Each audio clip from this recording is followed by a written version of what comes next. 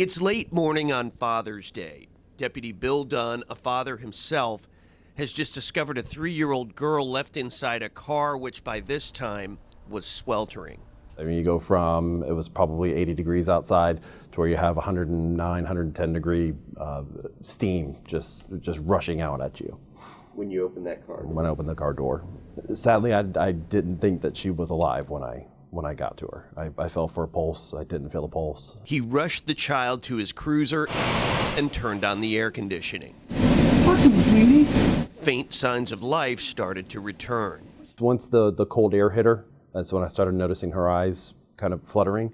2630, I'm trying to take her to CFR. Since this was not originally a medical call, there was no ambulance on the scene and no time to wait.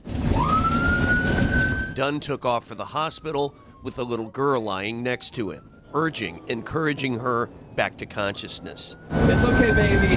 Talk to me. You're okay. I remember one thing distinctively was my hand on her chest and feeling her heart racing. It was beating real fast. But that was a good thing. Absolutely. She got a heartbeat. At the hospital trauma room, the medical team was ready and waiting.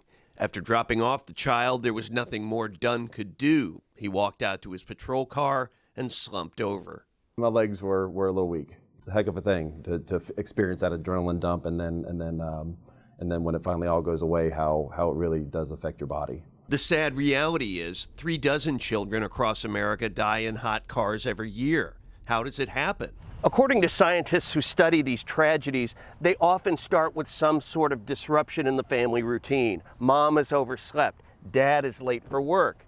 In their minds, they think that the child is safe at home or at daycare, but the reality is something far worse. I know many people who have seen these stories across the media that have played out and have made the determination to actually take their cell phone or their purse or their wallet and put it back there where the child's safety seat is. If you get into the habit of checking the car and looking at that, then it becomes routine. 3 days later, this little girl was out of the hospital and Deputy Dunn had a chance to meet her.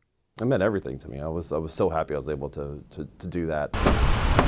Now, weeks later, Dunn sees this episode as the worst of what he has to face on the job, becoming the best.